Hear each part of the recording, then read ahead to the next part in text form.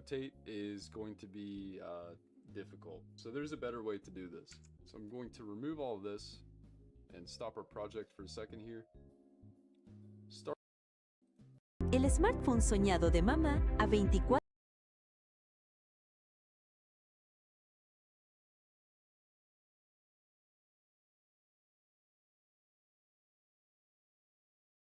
meses y con garantía Telcel. En L'Oreal Group creamos 25,000 oportunidades. Rotate is going to be right. Anything above jump when we are actually on the ground or below the ground or the floor.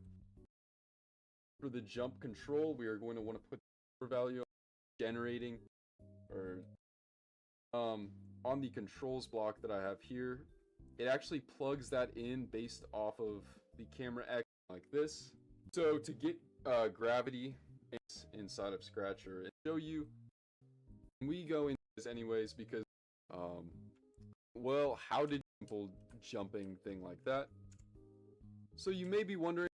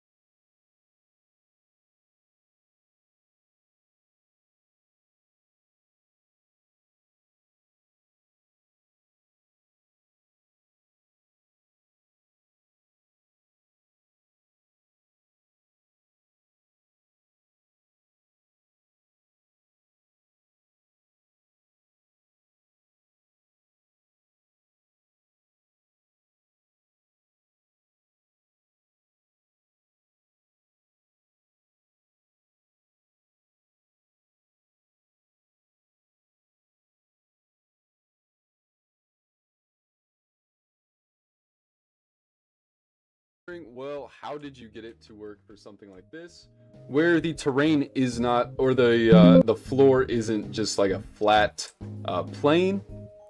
And the way that I did this is actually, it's kind of out there, but I'm gonna show you guys anyways, because this is pretty much how you're gonna have to do it if you have this spread value is position, and that is going to be setting it to the variable called ground y.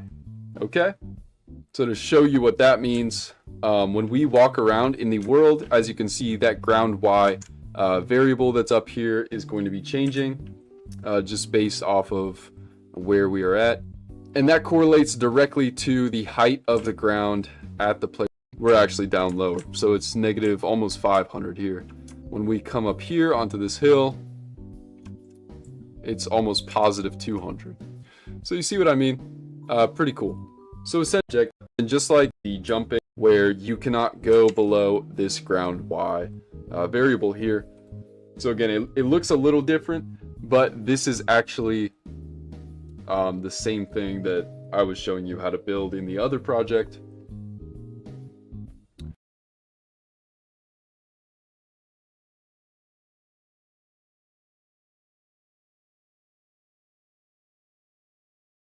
But obviously, instead of this just being 0 here, like we had in the other project, do key space, change this .txt, you know what I mean? I have it just divide by 1, and I just took this function block that returns how high up you are in the world based on the X and Z position, or X and Y, it's actually mislabeled. And then inside of the 3D engine itself, on the controls block that I have here, it actually plugs that in based off of the camera X and camera Z positions, which is essentially the player position, and that is going to be setting it to the variable called ground y. Okay, so to show you what that means, when we walk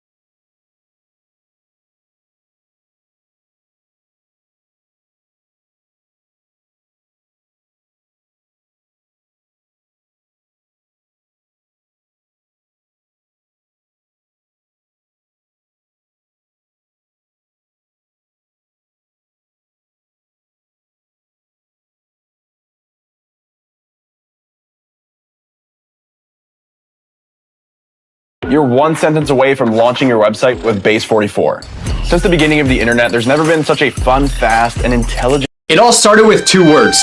She knows. These were the words that would end up causing a school-wide riot, but you'll never believe how it all began. So every school has that one class, the one where the teacher makes it crystal clear from the very first day that your entire grade will basically be decided by a single test at the end of the year. And that is where this story begins. It's the day before the biggest test of the year in math class, and you could feel it around school. The entire atmosphere felt tense. Friend groups that normally spent lunch talking about which teachers would win in a fight if they all went head to head were now studying. Personally, I'm taking the 87-year-old history teacher teacher who refuses to retire. But anyways, everyone was completely locked in for that test tomorrow. But then, somewhere around the middle of the day, a rumor started to spread throughout school. Someone got their hands on the answer sheet to the test tomorrow. To this day, I have no idea who found it first or where it came from. Nobody does. But within about an hour, it had spread to basically the entire school. Now you may be wondering, how can a test start a school riot? Well, it will all make sense very soon. I want to make something very clear before continuing. I'm not recommending cheating. I mean, I did do it in school, yeah,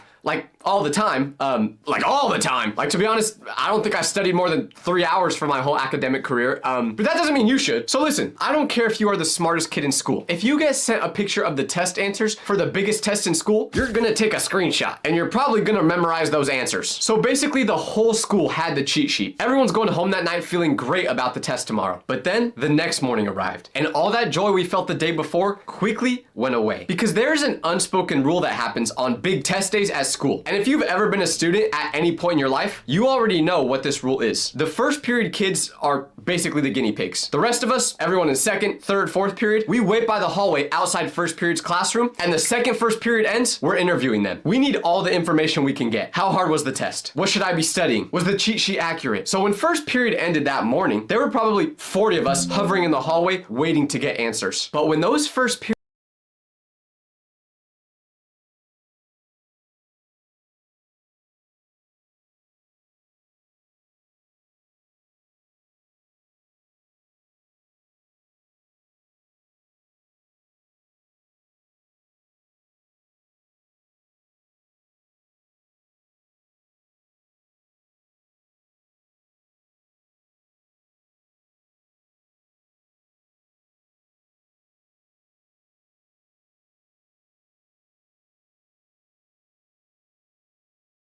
periods students walked out of the classroom,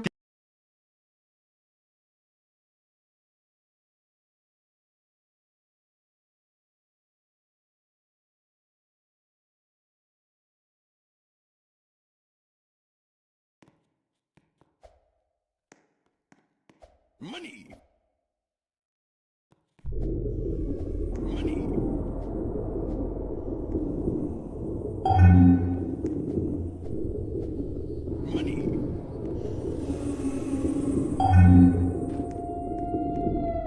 Money. Money. Money.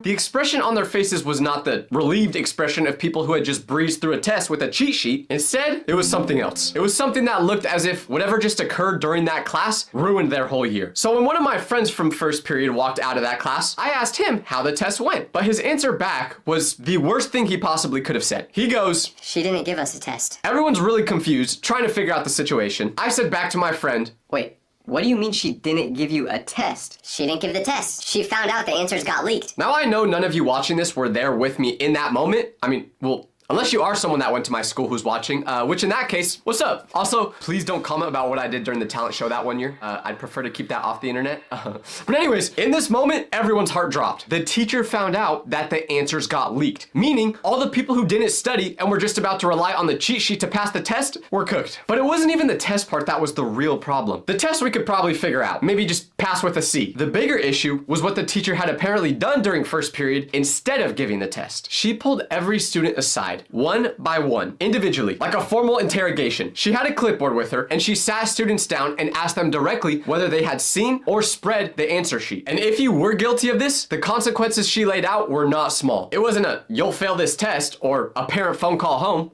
No, the consequence was suspension. Anyone caught spreading those answers would be suspended. Now don't get me wrong, suspension sounds fun in theory. Get a few day vacation from school, finally get to play video games from 8 a.m. to 3 p.m. on a Tuesday. That's not the scary part. The scary part is two things. Number one, your parents finding out you got suspended. And number two, the fact that it goes on your record. Because if you get suspended, I hope you like flipping patties because you can kiss any chance at getting into a good college away. My dream college was Streamer University, so I really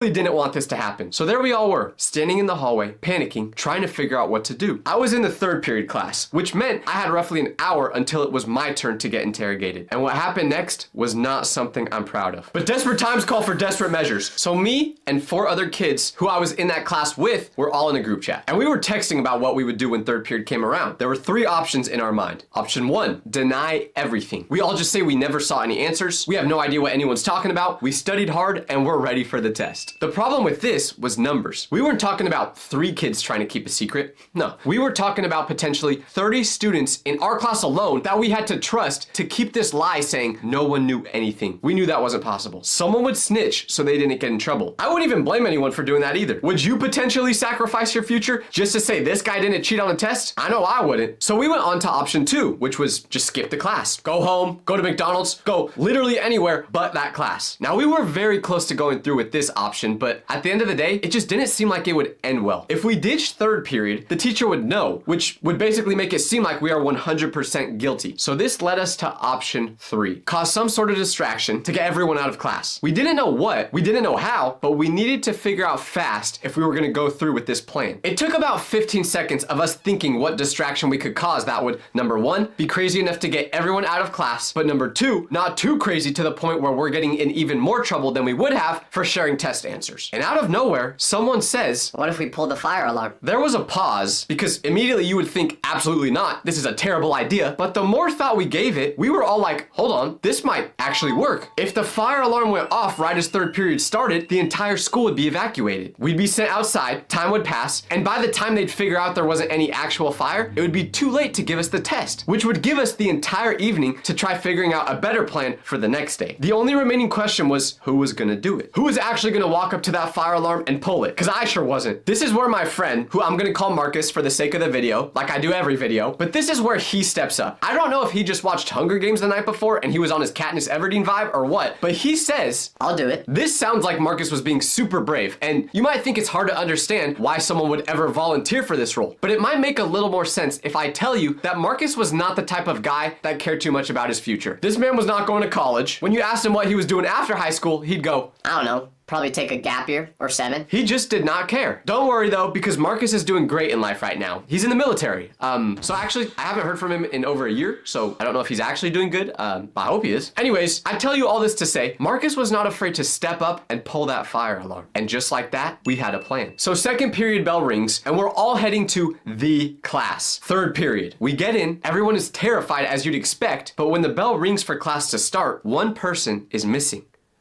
Marcus. I was relieved because this meant he didn't back out on the plan. Class starts and the teacher's explaining the whole situation about how she's gonna pull every student out of class one by one because she needs to talk to them. 3 minutes go by, fire alarm wasn't pulled yet. 5 minutes go by, still didn't happen. So the rest of us are looking at each other, getting a little worried, thinking, Marcus must have got scared and didn't go through with it. but then we heard it. Fire alarm activates and the light is flashing. If you've ever been in a school when a fire alarm goes off, you know those first 2 seconds are always this weird frozen moment where everyone just looks around trying to figure out if it's real or not. And then the teacher snaps into protocol mode and everyone stands up and the building starts emptying out by alphabetical order. So if your last name starts with X, Y, or Z, you better tell your family you love them because brother, you are cooked. Or sister. We filed out onto the field along with the rest of the school. Marcus found our group and dapped us all up like he just got away with a heist, which in a way he kind of did. And you would think pulling the fire alarm would be the most crazy thing that happened that day, but unfortunately, this was just the beginning. This day was about to get way more hectic, and not in a good way. For about 10 minutes, it was perfect. We were outside, the clock was ticking, the teacher could not pull any of us into a private conversation out there. Maybe 15 minutes passed before one of the staff members confirmed there was no fire, and that all students should begin returning to their classrooms. 15 minutes, that's all we got. I looked at Marcus, Marcus looked at me, the rest of the group found each other's eyes across the field, and we all had the same expression on our faces. We still have 45 minutes of third period. We need to cause another distraction to waste more time. The only problem, we needed this plan in the next 30 seconds. We looked around, trying to put our combined 7 brain cells together to figure out a plan, but there was no time. It wasn't possible to set something up this quickly, but that's when one of us go, Wait, what if we just tell everyone to run? I know.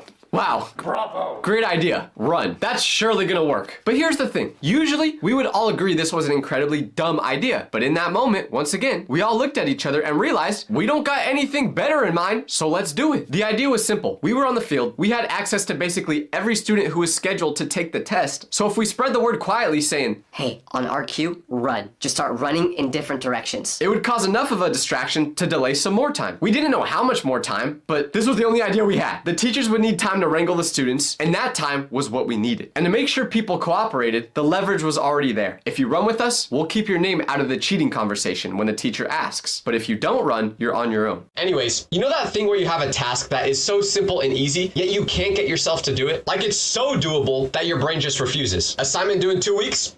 Not touching it. Assignment due in 4 hours?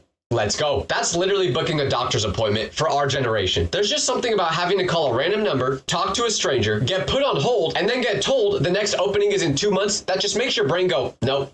Don't even do it. Let's just drink more water and hope for the best instead. I've always been like this, but I moved recently, which means if I wanted to go to the doctor, I would have had to find a new one. So usually, I just know I would have put this off forever. But now, because of ZocDoc, today's video sponsor, I don't have that desire to procrastinate anymore with booking doctor's appointments. If you don't know what ZocDoc is, it's a website where you can find doctors near you, read real reviews, check if they take your insurance, and book an appointment instantly without calling anyone. When I first heard of ZocDoc, I thought it would be like every other website where you have to put all this information in and then actually talk to someone to figure out an appointment. But in reality, once I went to the website, it barely took any time at all to get a doctor's appointment. It literally takes a couple minutes and you actually know 50, 60, 70 people in one big game of telephone. Because the thing about whispered plans is that they don't stay intact. Every new person who hears it adds their own interpretation, their own additions. So by the time the message has gone through enough people, it went from, Hey, run in a random direction on my signal, to something much, much worse. And we found this out very quickly because my friend made the signal and approximately 60% of the school started running. Where did I get 60% from? I don't know, I made it up, but it sounds accurate. I would try to describe what this looked like, but I don't think me saying it would do it justice. And I'm low-key illiterate, so I'll just show you what it looked like instead.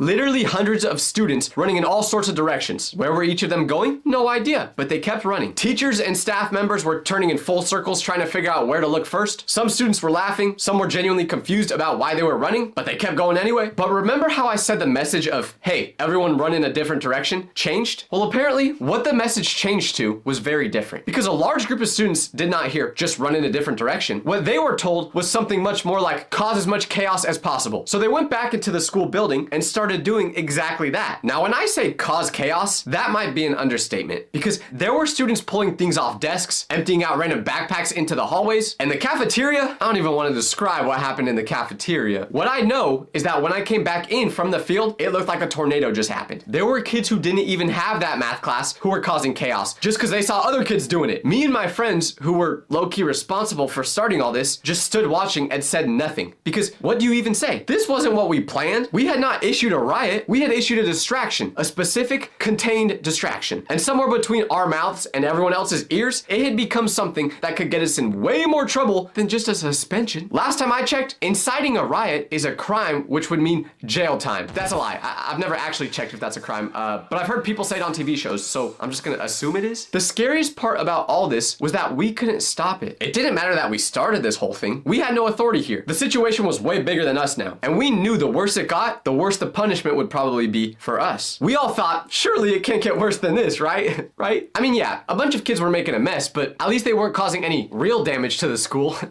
That's a lie. Because one of the students, who was basically just using this as an excuse to cause havoc and didn't actually care about the distraction part, thought this situation was the golden opportunity to do straight up vandalism. He grabbed a baseball bat and broke a window in the school. Now, if you ask me, I think this dude had been waiting to do that forever, and now was just the perfect opportunity for him to go through with it. Like, he was gonna do that no matter what at some point. We just gave him the platform. But this was the moment we realized there might be no coming back from this. There had now been literal vandalism on the school. Obviously, when the kid did this, all the adults' attention went to him first. So they grabbed him and took him to the office immediately. Actually, now that I think about it, I'm pretty sure I've never seen him again after that day. Like, I have no idea what happened to him. But anyways, the rest of us students all just had to wait until the whole situation sorted itself out. And eventually, it did, but in the worst way possible because the principal got on the intercom, and our principal was not someone who raised their voice. That was the thing. When they spoke in the hallways, it was calm. She never tried being scary like some principals. You felt like you could look her in the eyes without being turned into stone, but on the intercom, she was different. For the first time, I heard this lady almost scream. I'll repeat what I remember her saying and in the tone she said it. Attention! Any student who continues to cause disruption will be expelled. You have been warned. Stop now and go back to your line on the field. Not suspended, expelled. You would not believe how fast students were switching up. People who had been mid-destruction just kind of stopped what they were doing and looked around as if they were under some sort of spell and just got out of it. No one was running anymore. The cafeteria was still cooked, but oh well. 5 minutes later, everyone was back out on that field. So now there were 2 investigations running at the same time. The first one was to figure out who started the riot. Teachers and administrators were moving through the crowd, asking questions, trying to trace the origin point of what had just happened. And usually, in these stories, I'm cooked. I don't get out of them. But here's the one miracle in this entire story. The one thing that actually went our way. Although we started this plan for everyone to Naruto run to nowhere, the message got spread so far that nobody could actually trace it back to who started it. Every student who got asked where they heard the plan pointed to someone else, who pointed to another person, who pointed to someone else. It was like asking someone to find the first person who created a meme. It's just not possible. So amazingly enough, no one got in trouble for the riot. Well, actually, the whole school kind of got in trouble because the principal just canceled the annual school carnival we had instead. This sounds like a much better punishment than expulsion on paper, but if you'd ever been to that carnival, you low-key might have preferred getting expelled. The school carnival was magic. It was the place where I had my very first kiss. Okay, that's a lie. We all know that ain't ever happening.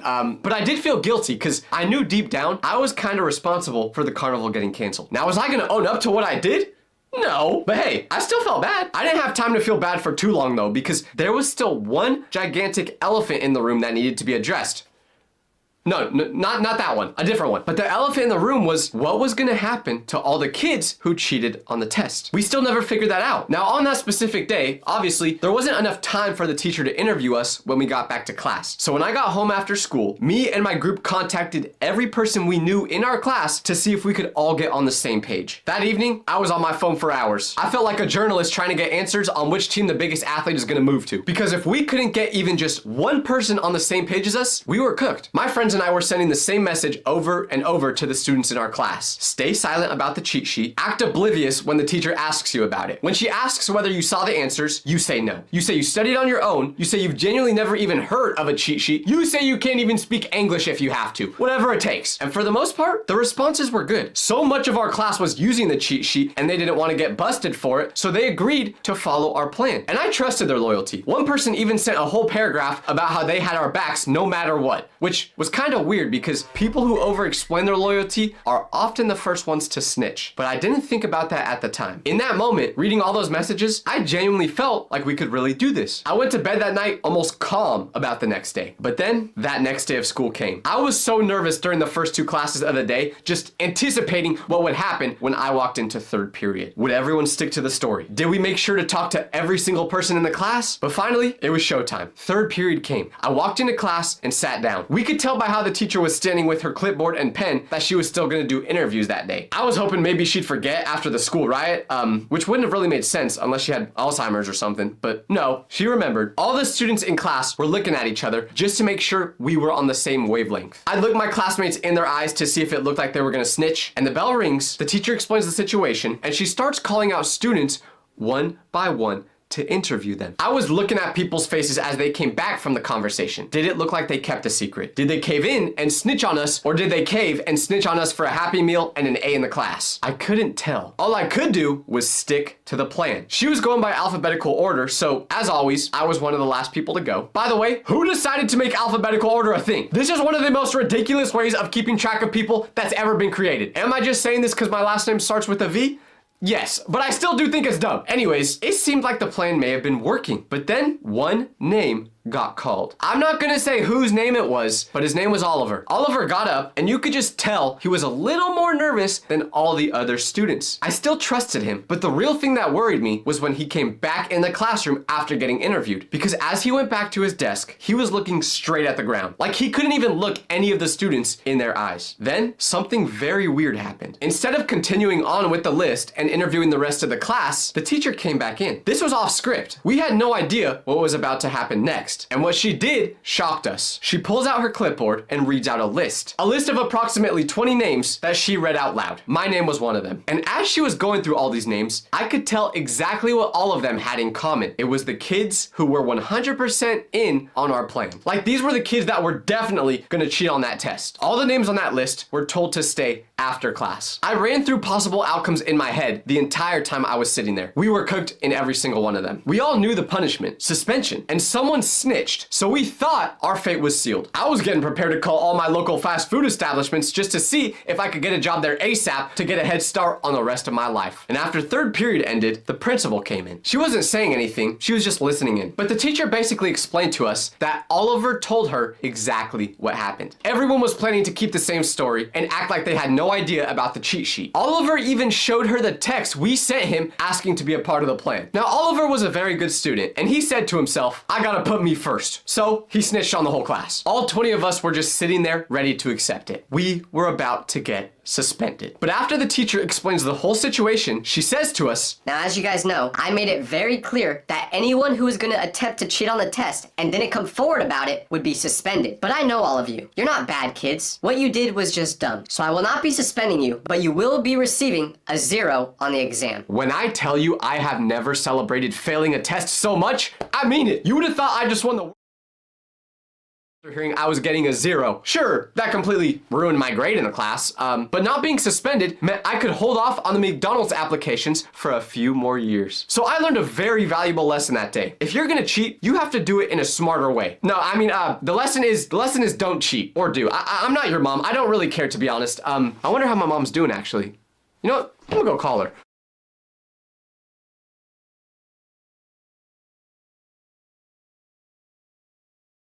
Have you ever been in a group chat and thought, wow, if anyone ever sees these texts, we're going to jail? Because I was in a group chat like that, but one day, it actually did get leaked. And the punishment we got for this leak was 10 times worse than we ever could have imagined. It all started after spring break. Everyone was depressed to be back at school after 5 days off, and there was only one thing that could get us through the school day, our group chat. It was called Kids with Dads and Trey, because Trey's dad left when he was younger. There was 6 of us in it, and if you've ever been in a group chat like this before, you know there's always one person who's just slightly unhinged. In our group, that was Eli. Now don't get me wrong, Eli wasn't some evil mastermind. He wasn't scary or anything. He was just a little too chronically online. Like one time, one of my friends sent a picture of them eating a sandwich, and he literally photoshopped it to make the sandwich look like a turd, so it looked like he was eating poop. Don't ask why. I don't know. But this was the type of stuff that Eli liked to do. Sometimes it was funny, sometimes not, but it was always harmless.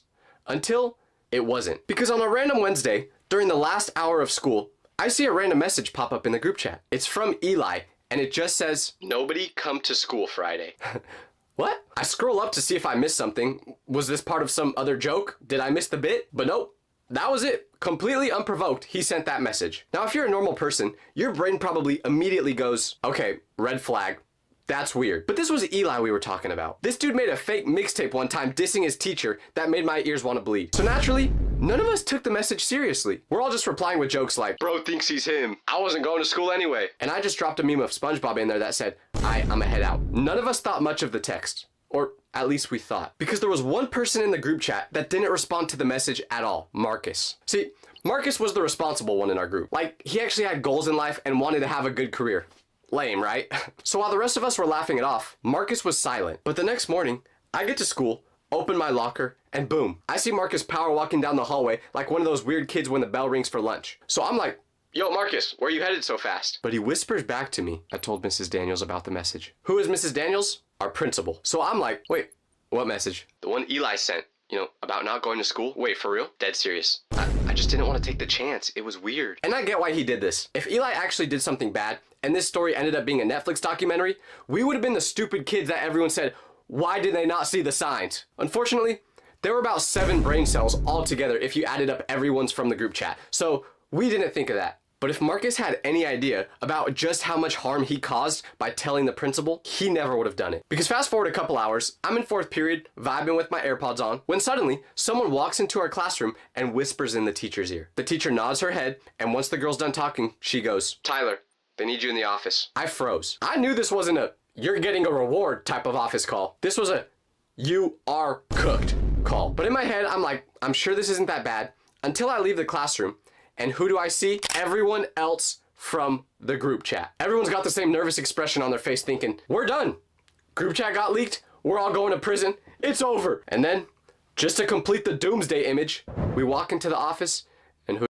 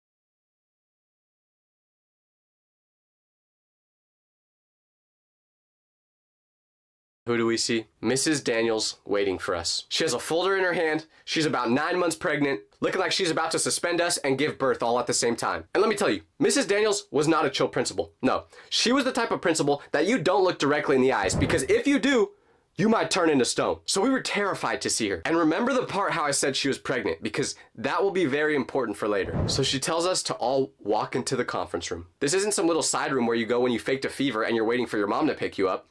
No, this is like where the president goes during a national emergency. You know it's bad when they bring you in this room. So Mrs. Daniels tells us to sit down, and then she sits down at the head of the table as if she's about to end our whole career. She's got a folder in front of her, hands crossed, and a look on her face like she was about to say, you guys are never going to college. So we all sit down. No one speaks. It is pitch silent. You can literally hear the air conditioning coming. Mrs. Daniels opens the folder, and then she says, so, Ahí te abro de que esta notificaciones no paren, coño.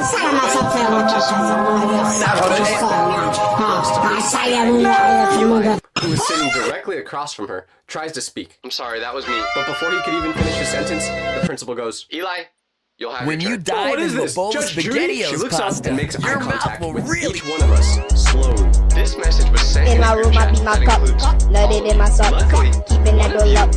Bitch, you better not. Was concerned, and he came to When me I with beat this my cup, message and showed it to me. Side note, when I Marcus beat had my his eyes cup, glued in to my the room, table I the whole beat my time as cup, if he was trying to astral nutted in my project sock, into the woods. keeping Now I that know what door you're all gonna say. locked. Bitch, you It better was a not. joke, and I really hope it was. But you have to understand, In my room, I be my. that in this day When and you age, we cannot, and I mean cannot, undermine how serious this is. That's when Eli raises his hand again.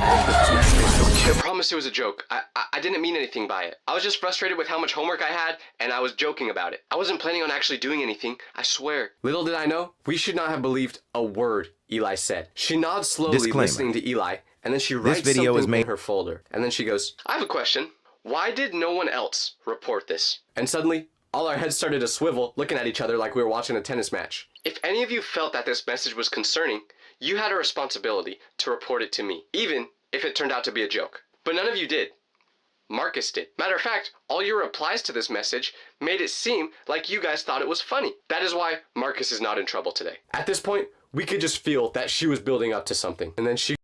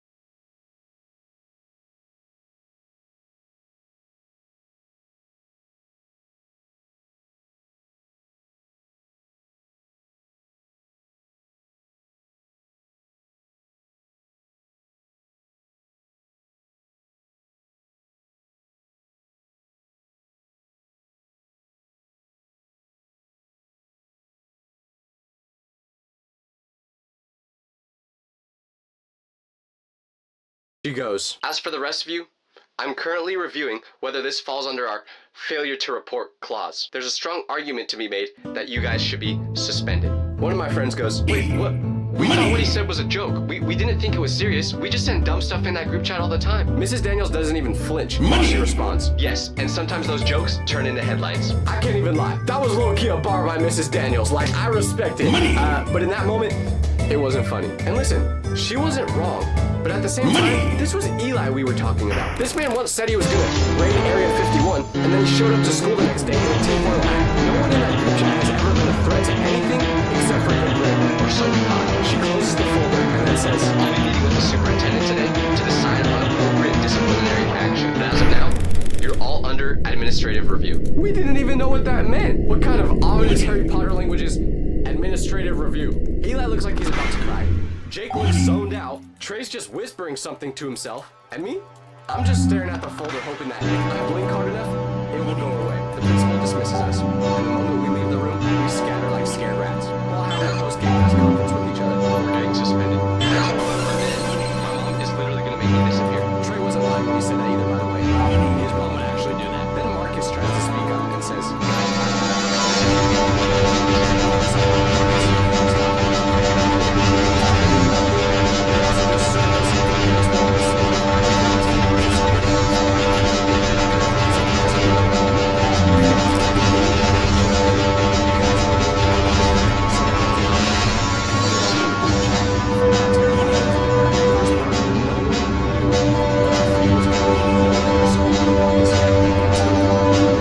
this story wasn't every frame.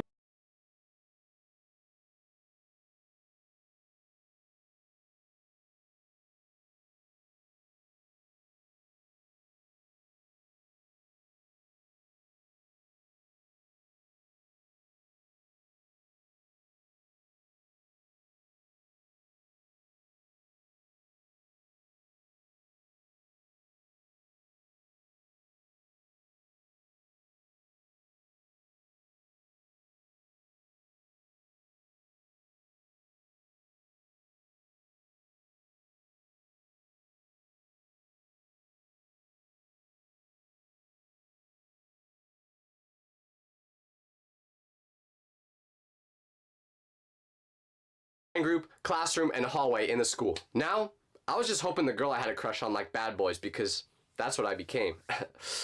I wore SpongeBob underwear at the time, by the way. But we all thought we were cooked, burnt to a crisp. And it all started with one sentence. Nobody come to school Friday. What was he thinking? The whole time we were in administrative review, I was just thinking the same thing in class. We're definitely getting suspended.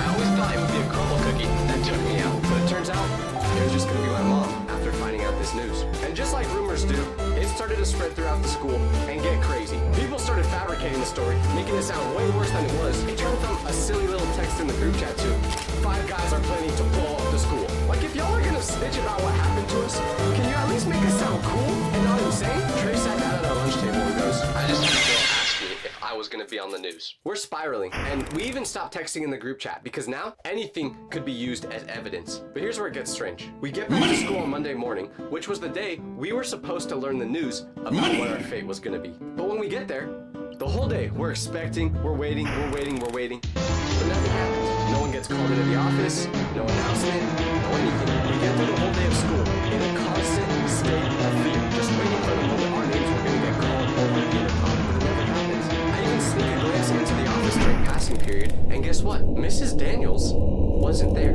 Tuesday, same thing. No update, no principal. So during lunch one day, we asked one of the teachers we were all cool with if they knew where Principal Daniels was at. You know what they said? She spawned a new player into the world. That's right, she gave birth. We all got super excited after hearing this news because we were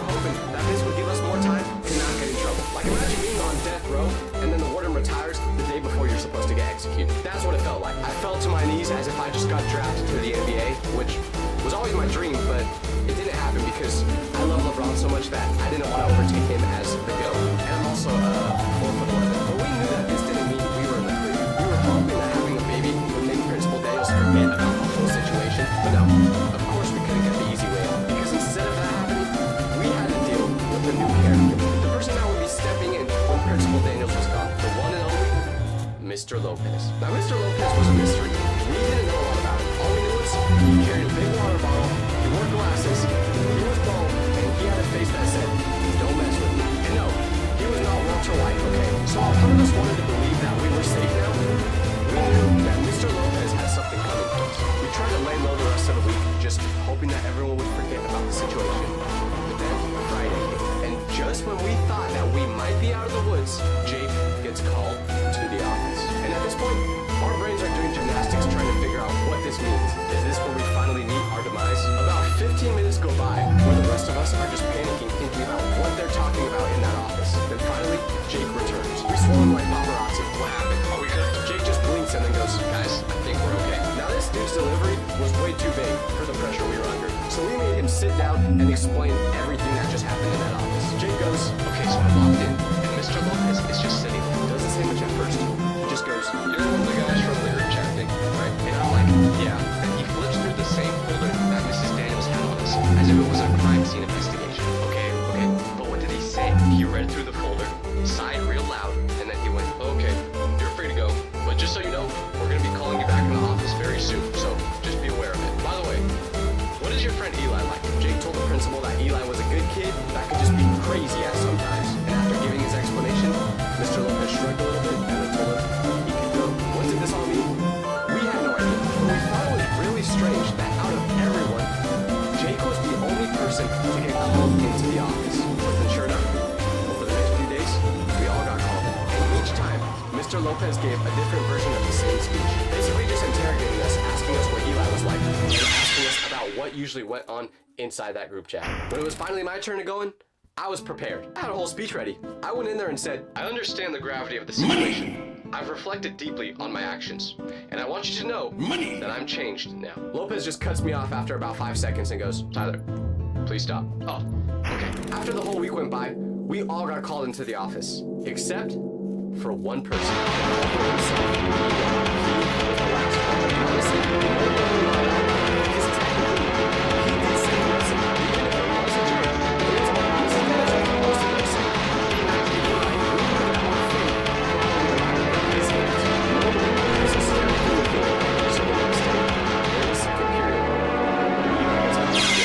He pulls out the facial expression of that one meme of the dog where he just accepts his fate, and he gathers his stuff and goes to the office. 30 minutes go by. 40. Bell rings. Still no sign of him. Then at lunch, he walks back into the cafeteria, and we all freeze. This is the moment of truth. Did he get suspended? Did Lopez finally snap? Was Eli getting sent to juvie? Eli walks over to us, slams his lunch tray down, and says, "Starting next Monday, I got 1 week of in-school suspension." Because if he gave Eli his punishment right then and there, that meant that if we were getting any punishment, he would have done it to us when we got called into the office. So the case must have been closed. No one was getting expelled. Only Eli got in trouble, which, hey, he can take it. We finally thought it was over. But sadly, that was not the reality. Because about 3 weeks later, literally out of nowhere, all 5 of us get pulled out of class and told to go into the office. Our souls leave our bodies. I stand up at my desk, just thinking, if you're gonna arrest me, just get it over with already. Once we get to the office, who's there waiting for us? Principal Daniels. And she's got that dang folder in her hands. It was like she came back from taking care of her kid just to punish us. Where did she even come from? Don't she got a baby to be feeding right now? We thought after she gave birth, we would never have to see her again. But there she was, newborn baby bump, which Miss Daniels, you were looking pretty good at getting the line. Okay, that's something. Because after we all see her, then she starts talking. Your voice is that.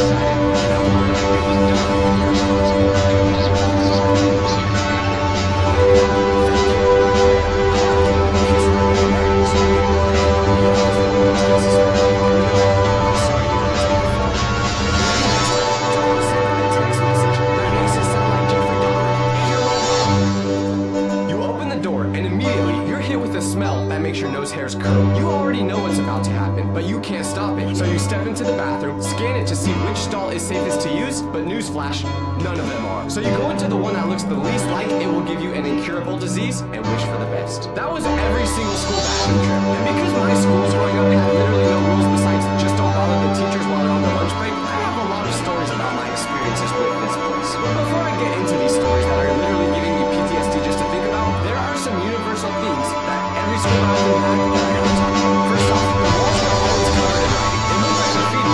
Instead of just putting some cool design like people do on the side of the freeway, it would have something written on it like, who has more oil? And then it would have the name Diddy on one side and then one on the other, and you'd see a bunch of towns under each name. There was one time I went to the bathroom and someone wrote on the wall, how are you doing? But the next day when I went in, right under that message, it said, good, how are you? And the next day, it said under that message, I'm good, thanks for asking. And the next day, under that message, it said, that was where the conversation ended. There was no rules for what could be written on that wall. So on my phone, the whole time I said, call me, and I thought it was funny, so I typed the number into my phone. And when it started ringing, I realized it was my number. Who wrote that on the wall? I found out.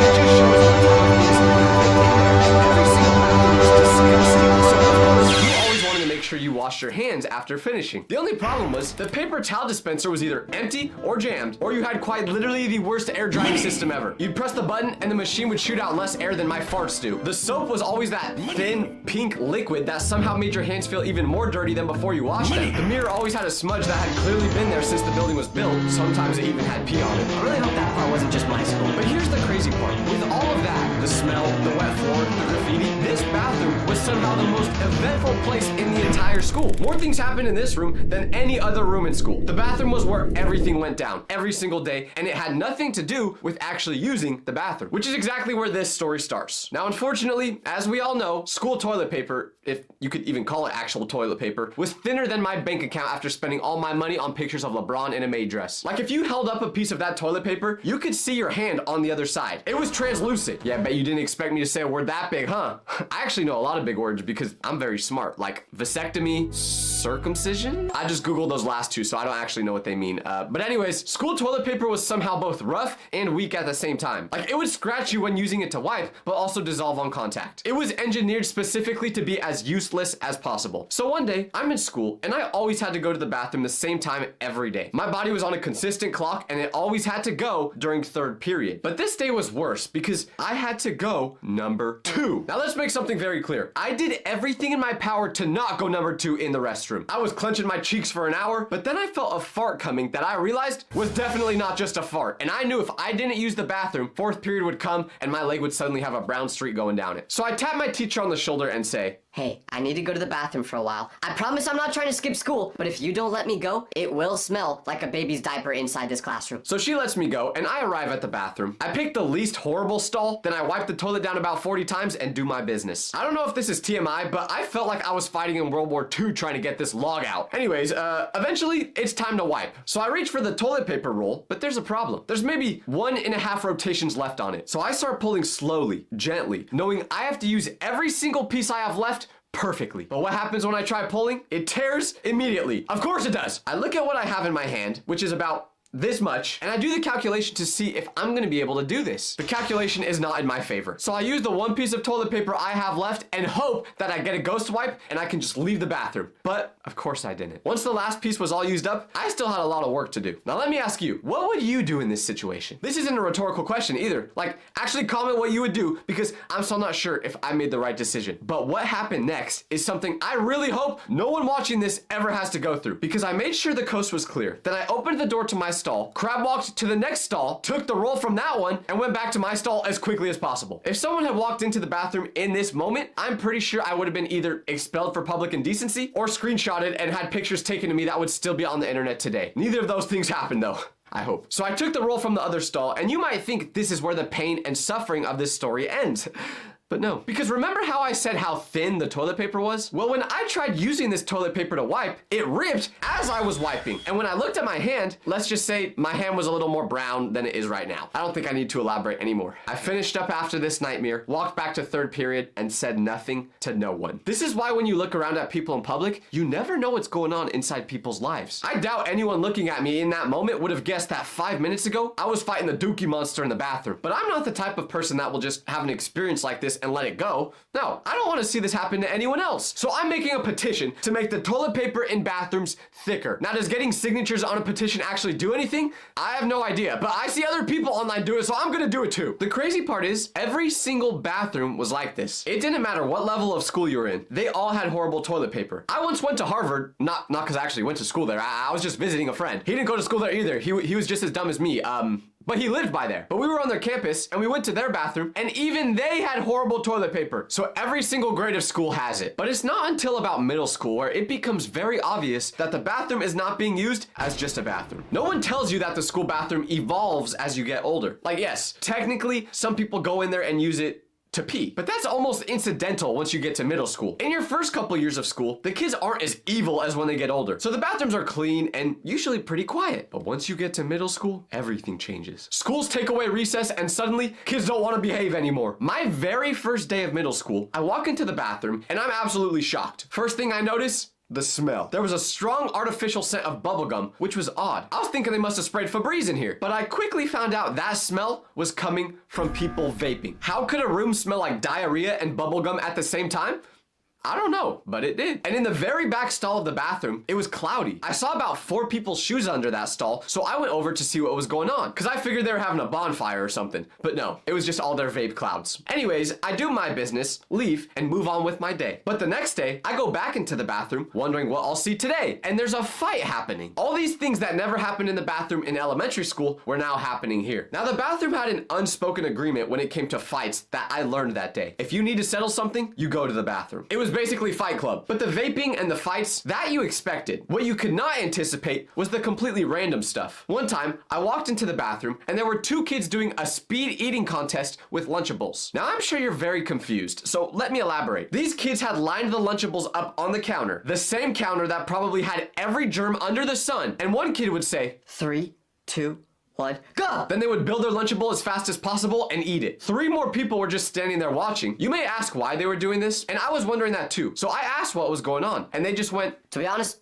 I don't really know. Understandable. Have a great day. There's 2 things that could have happened to those kids. Either A, they got really sick from eating those Lunchables and may never recover, or B, they built up an immunity so strong, almost giving them superpowers, and they'll probably never get sick in their life again. You may wonder, why did the bathroom ever become the place where everything happened? Well, the answer is, this was the only spot on campus that had no adult supervision. Every hallway, every classroom, every cafeteria, someone was watching, either cameras, teachers, or administrators. But the bathroom, it was a safe space, and we abused that. Especially on this one day where I had 3 minutes before my next class started. I walked into the bathroom just trying to mind my own business, but I stopped moving immediately after pushing that door open because there's a kid, one singular kid, standing in the direct center of the bathroom. He's not near a toilet, he's not at the sink, he's in the center, and he's giving a speech. He's got the hand gestures going, making eye contact with the wall, literally looking like he's giving a TED Talk. When I walk in, he does not stop. He doesn't even flinch. I look around and think to myself, Is there some sort of audience I'm not seeing? I mean, kinda. There's one other kid at the sink who has clearly been there for a while. He's just standing there with his wet hands. Then there's another kid using one of the urinals with his pants down to his ankles. Wasn't expecting to see the moon at 9:30 a.m. But the speech kid makes eye contact with me, and I immediately look away because I need to get in and get out so I can get to class on time. I walk to my urinal and do my business, but he's still going. I'm starting to hear him say phrases like, And that's exactly why. Nobody wants to acknowledge this, but you could tell there is passion in his voice, but I still don't know what he's actually talking about. So I finish, wash my hands, and I look back one more time before I leave. Now, the kid from the sink is gone, and it's just me and the speech kid left alone in there. So he definitely wasn't talking to anyone. But right as I'm about to leave the bathroom, he breaks character for the first time and goes, Because this is the reason.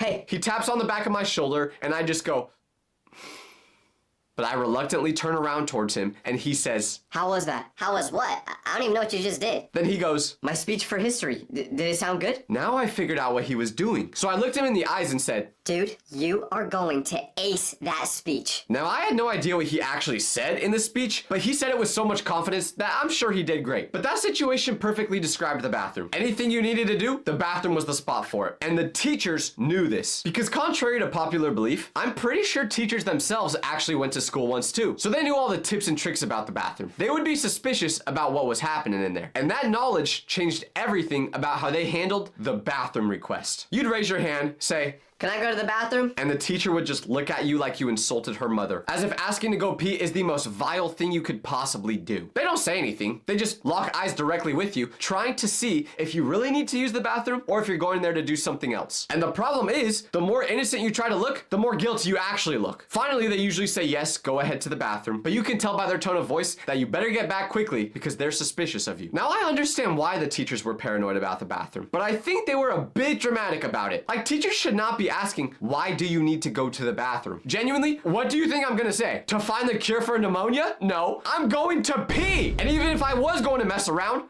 I wouldn't tell you. But the most rage bait thing a teacher could say when you ask to go to the bathroom is, I don't know. Can you? Listen, teach, I did not wake up at 6:30 a.m. to go to my least favorite place on earth, and then right when I have to pee or my bladder is gonna explode, you say, I don't know, can you go to the bathroom? W rage bait from the teacher, to be honest. I can't even lie. It would have my face turning red just thinking about it. But the teachers were able to outsmart all of us. They found a way to make sure none of us ever messed around, and that was by giving us bathroom passes. Because holding a baseball bat while you have to go pee is gonna fix everything, apparently. Teachers made the bathroom pass as inconvenient as possible on purpose. Giant wooden boards, laminated signs the size of a textbook. One teacher I had gave us hall passes that were literally plungers. Do you know how embarrassing it was to walk out of the bathroom after using it with a plunger in your hand? It looked like I committed some evil acts in there. So to all the teachers watching this, because obviously everyone's teacher is a fan of Tyler Vitelli, please stop with the bathroom passes. I promise they're not working for their intended purposes. If anything, some kids are probably using them as weapons. But you know what makes the teachers not letting students use the bathroom so frustrating? They never had to use these bathrooms themselves. Because I remember the specific day I found out teachers have their own bathroom. A separate bathroom. Not the wet floor disaster zone that students used. Their own private bathroom that was actually clean. With real toilet paper, soap that had a normal consistency. And when I found this out, I could no longer go to the student bathroom every day just knowing there was a better world out there. So I knew I had to figure out a way to start using the teacher's bathroom. It was down a hallway that students weren't supposed to be in. There were no classes down that way, which meant if you were caught in that area, the teachers would be very suspicious. So I came up with a plan. I'd get the bathroom pass during class, check the illegal hallway to make sure the coast is clear, and go down it. I'd never tried doing it during lunch, too risky. But while in class, I thought I could beat it. So I walked slow, check left, checked right, and then I push open the door like it might have an alarm on it. And on the other side, it's a normal bathroom. Clean sink, soap dispensers, toilets with no dookie on them, paper towels that were actually paper towels, the kind that exist in the adult world and don't disintegrate when they make contact with you. Now this was a long time ago, so I may not be remembering this correctly, but I'm pretty sure I shed a tear when I walked in there. I then used the bathroom. It was a beautiful experience. But as I was mid hand wash, I hear footsteps in the hallway right outside the door. Slow, purposeful, teacher-paced footsteps. So I freeze with my hands still wet over the sink, completely still, not making a noise. The footsteps stop right outside the door. I'm not breathing for a full 5 seconds, but then they keep walking. I stand there for another 30 seconds after I can't hear them anymore, just in case it's a trap, and then I dry my hands, compose myself, and open the door. But after opening that door, I see the teacher at the end of the hallway, and she can see me. So I speed walk around the corner to disappear from her as fast as possible. And luckily, I don't think she had the best eyes,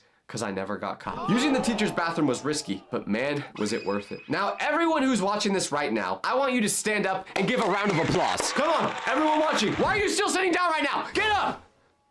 Good boy. Now, what are we giving this round of applause for? The janitors. Because with all these terrifying bathroom experiences I've been telling you, there was a person whose entire job was to walk in after us and deal with what we left behind. Think about what a school janitor actually encounters. They open that door knowing, not guessing, but knowing that whatever is on the other side is going to be bad. Even if you're a janitor, your best possible day is still a nightmare. Let's just say somehow no pee is on the floor, no one lit a toilet on fire. You still have to get down and dirty and clean the toilets. The list goes Navy SEALs, school janitors, Arsenal fans, then surgeons. What am I talking about? People with the strongest mentalities. Because you gotta be one resilient person to wake up every morning knowing that the next 8 hours of your life is gonna be straight up just cleaning doo-doo and still accept it anyway. Now, if you've seen my video about school bus drivers, you would know I said whatever they're getting paid, it wasn't enough. But you can go ahead and multiply that by 1,000 with school janitors. There is no dollar amount that is enough to do that job. And if any janitors are watching this, comment down below because I want everyone in the comment section to show love to you. And also, I'm sorry for missing the toilet so many times when peeing. I promise I try to be accurate, but sometimes I would have multiple streams and I couldn't control where it went, and yeah, you get it. Now, janitors are supposed to be people who fix the bathroom, but there was one time where fixing the bathroom went very, very wrong because my school had 2 floors, and in one of the classes I had, there was a bathroom on the 2nd floor directly above it. I knew of this, but I never really thought about it until one very tragic afternoon where I'm sitting in class and I feel something hit my hand. It's small and wet. I look down and it's a little drop of water on my finger. So I look up at the ceiling and see nothing, and I just go back to what I was doing. But then there's another drop. I watch it fall from the ceiling, and now a small dark spot has appeared on the tile directly above me. I look around and a few other people have started to notice. The drops are coming slowly. One drop, wait a few seconds, then another one. And something in my brain, probably the temporal lobe or whatever, said to me, "You know what would be funny?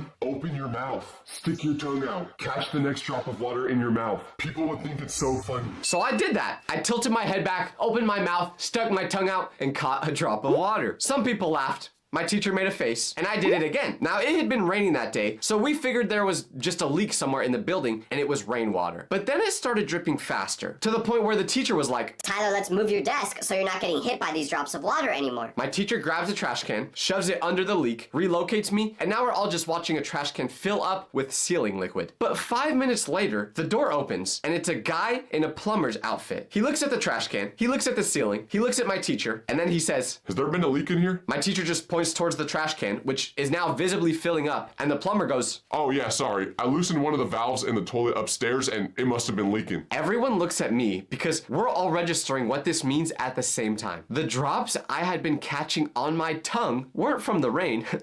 No, as much as I wish it was, it wasn't. The drops of water were coming from the upstairs toilet. I was drinking doo-doo water. I immediately raised my hand to ask the teacher if I could go to the bathroom to, I don't know, throw up, and she let me go. I went home that day terrified for my life because I knew there was a strong possibility that me and the kids eating Lunchables off the counter were probably gonna end up in the ER together. Now, I didn't just say that story to trash on plumbers. No, they can fix a lot. But there is a small period of time between when you have a problem in the bathroom and the plumber shows up to fix it where something very bad can happen. I found that out in the worst possible way. So there was a day where I had to go number 2. And if you haven't noticed by now, almost every school bathroom nightmare happens because you decide to take a dump in it. So never do that. But I've been holding this in all morning. The bathroom had been looking rough and I kept thinking, I'll wait, I can make it to lunch. But before lunch came, I couldn't hold it any longer. I had to go. I walked in and the floor was wet, but a specific kind of wet this time. Not the usual mystery moisture. There was a thin, flat, even layer of actual water covering the whole floor. Like if I touched the ground, the water was literally up to here. But my body was done waiting. I had to release whatever was inside me. So I tiptoed to the stall, trying not to get my shoes wet, and I handled the situation. Took about 10 minutes, did my thing, and then I stood up. I looked at the toilet and tried to be a kind person, which is what got me hurt. Because what did I do? I flushed. The toilet made a sound like the building itself was saying, "Oh, no, no, no, no, no, no, no. You're not flushing today." So instead of the water going down, it started coming out. Not from the bowl, but from the base of the toilet connected to the ground. Slowly at first, then faster. And I started to realize now why there may have already been a layer of water on the floor. I personally knew I was not responsible for breaking this toilet. I just happened to use it at the worst time. But if I told someone what happened, would they believe me? Or would they think I was responsible for turning the bathroom into a lagoon? Because the water did not stop coming out. So it got to the point where it was leaking outside the bathroom into the carpet in the halls. So now people were noticing. And I'm sorry, I had to put me first in this situation. So I left the bathroom before anyone could put the blame on me. The water was still spilling out, but I didn't tell anyone because I didn't want to look guilty. I'm freaking out just thinking one thing. Please do not find out I did this. That bathroom was caution taped for a full week. For 7 days, I walked past it, and I don't know what it looked like inside there at the time, but based on the fact that it was closed for 7 days, I think it's fair to say it must have gotten significantly worse in the 3 hours between when I left and when someone discovered the situation. I never got caught though. Now this was 100% an accident. I did not mean to destroy the bathroom, but there was a time where it became a trend to absolutely mutilate the bathroom, and this trend was called DV Devious Licks. Devious Licks was a period of time where kids across the country decided that the correct use of the school bathroom was to remove things from it, or destroy things, or steal things, and then post it online. Soap dispensers, gone. Mirrors, pulled off walls. Someone even dismantled an entire sink. I don't know who started it, but they caused a revolution. This trend was happening at my school, and the administration responded by essentially treating the bathroom like a crime scene at all times. Teachers were walking kids down in pairs like it was a kindergarten field trip. Bathroom doors were being locked periodically. There were even rumors that they were going to put cameras in the bathroom. Not like inside,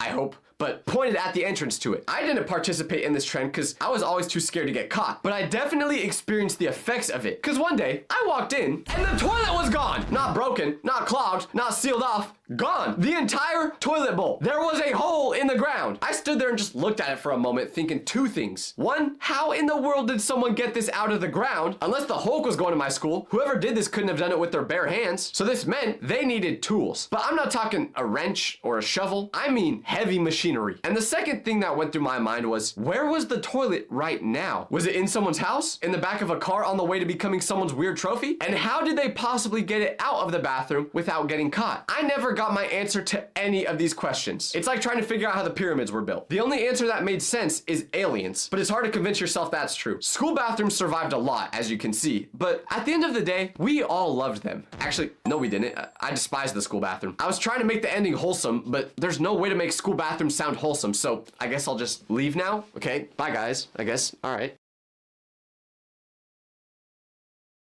You, just you, building your app on Base 44.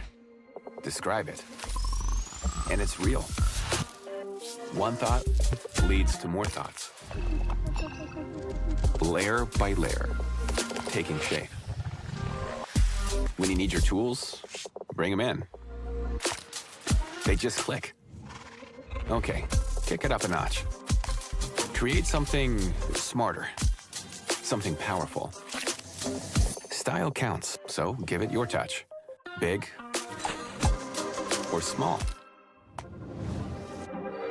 Next idea hits at 2 a.m. Of course it does. Keep building. Ask yourself, wait, I built this? Damn right. Base 44. Build it your way.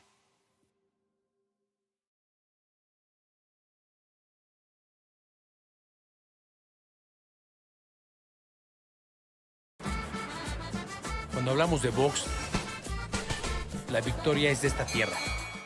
If there is one thing you should know about sleepovers with your friends, it's that when you fall asleep, anything can happen. And I mean anything. And I'm gonna tell you about a sleepover I had that went way too far. But to understand how we got to this night, I have to rewind a little bit. So a couple months prior to this evening, my friends and I had a sleepover at a guy named Randy's cabin. Now, if you've ever watched this video, you would know all about that night. But let me summarize it real quick. My friends and I all went to Randy's cabin to have a sleepover, and the night started out normal with us doing the usual sleepover things. But unfortunately, I made the #1 biggest mistake you can't do at a sleepover. I fell asleep first. And because I was the first one to fall asleep, my friends decided to prank me by moving the mattress I was laying on onto the lake right outside the cabin. So I woke up literally in the middle of the lake, having no idea where I was, thinking this was a nightmare. Like it was genuinely one of the most horrifying nights of my life. And who was the person who orchestrated this whole prank on me? Randy. I laughed it off in the moment when it happened, but deep down, I knew I needed to get Randy back. I needed to get revenge. But I didn't know how I was gonna do this at first because he pranked me in such a big way, I had to get him back even bigger. So fast forward after a few weeks of me brainstorming the perfect payback, when finally it hit me. I had the perfect revenge plan on him. So I sent my whole friend group a text. Sleepover at my place Friday? They all replied instantly. Say less. I'm in. And then the man himself, Randy, texted, bet. Just don't fall asleep first again, Tyler. Ha ha ha. I stared at that message for a long time because what Randy didn't know is I was gonna be the one laughing this time. Or at least so I thought. So what was my perfect revenge plan for this sleepover? Well, you'll find out very soon. But let's just say it involved me buying a realistic fake human leg. It wasn't some goofy Halloween gag leg. No, this thing had a knee, veins, skin tone, toes, and even a little bit of fake hair. Like if you walked into a room and saw this thing sticking out from under a blanket, you wouldn't think, oh, that's a prop. My plan was simple. Step 1, wait for Randy to fall asleep. Step 2, slide the fake leg next to his real one under the blanket. Step 3, make it look like it's his actual leg. Step 4, wake him up just enough so he's aware of what's happening. Step 5, smash the fake leg with a sledgehammer the second he opens his eyes. And step 6, make him think we just broke his leg. Physically, he'd be fine, but mentally, that's where I was really trying to get payback. But little did I know, this prank would backfire on me horribly, and in a way you would never guess. So Friday night comes around, and all the boys are arriving to my place one by one. Jake shows up first, because he always does. This man treats the time I tell him to arrive at a sleepover like a doctor's appointment. He is not getting there late. He walks in, opens my fridge immediately, and goes, "Yo, what you got in here?" Not a...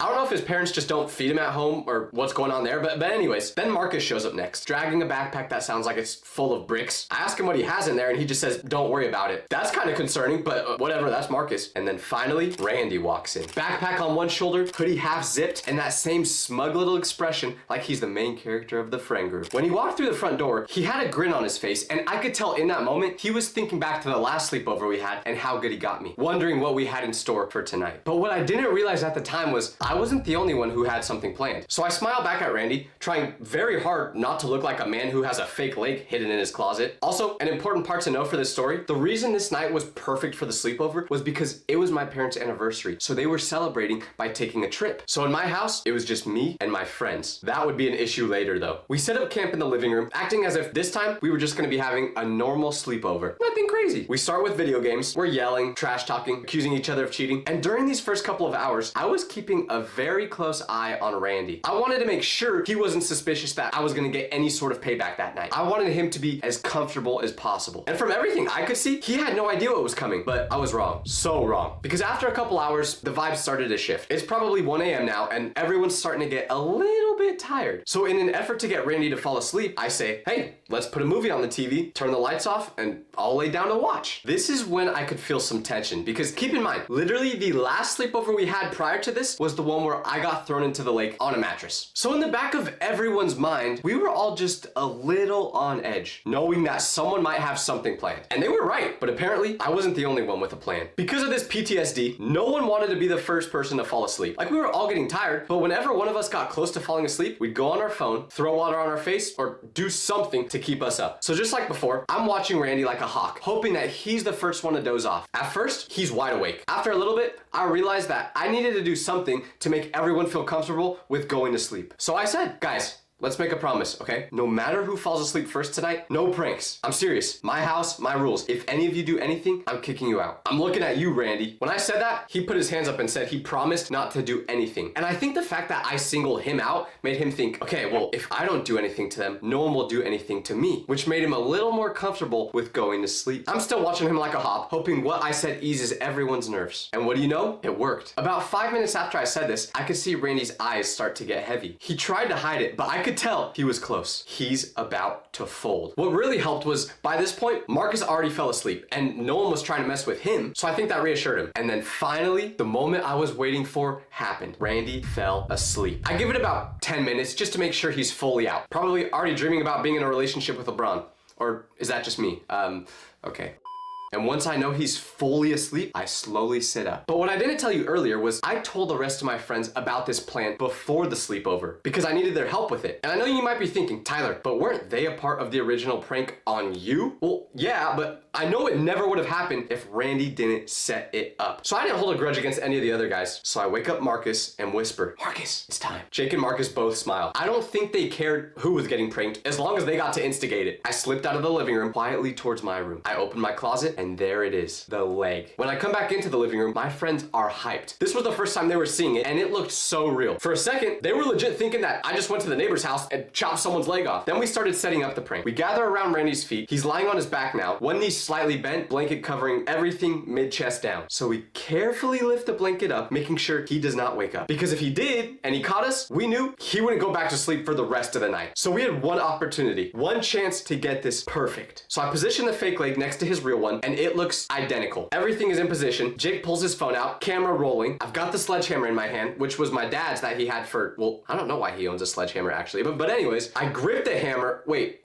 pause. I pick up the sledgehammer with my hands in a non-weird or freaky way, and in this moment, I was super nervous. If I mess this up, if I slip while trying to swing it, if I hit the wrong thing, who knows what could happen? I've got one chance, and it's gotta be perfect. So I give the boys the nod, signaling that it's go time, and Marcus leans down close to Randy's face and gently shakes on his shoulder. "Yo, Randy, wake up. Randy groans and makes that half-asleep zombie sound. What?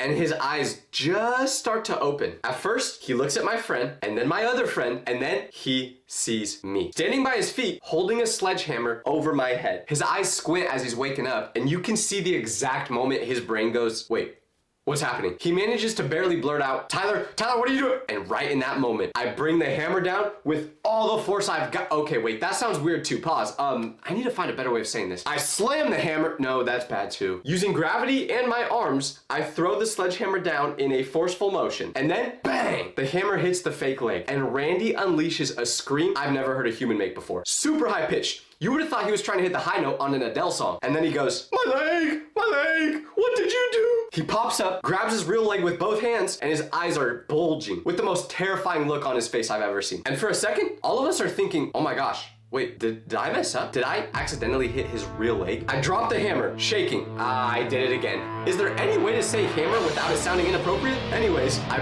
pulled his blanket back to see if I messed up. And finally, I can exhale. I hit the fake leg. His real one was perfectly fine. And it was in this moment that Randy saw the fake leg for the first time. Then he looked at his real one, which was very much